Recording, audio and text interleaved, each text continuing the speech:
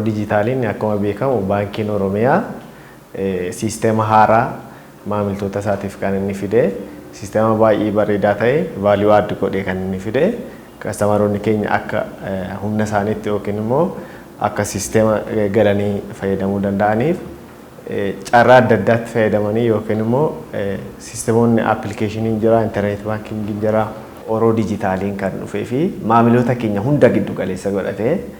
akka tajaajiluufidha jechuudha. Baankiin keenya itti yaadee kwalitiin isaa baay'ee ol ka'aa kan ta'ee fi baay'ee amanamaa kan ta'e kastamariin keenya waan tokkoyyuu kan hin shakkinee fi bakka barbaadetti fayyadamuu akka danda'uuf maamiloota keenya hunda giddu galeessa kan godhate chaanaalota adda addaa of jalaa qaba. Chaanaalonni kuni kastamariin keenya akka filannoo isaatti akka fedhii isaatti akka fayyadamuuf qophaa'ee itti yaadamee kan qophaa'edha jechuudha.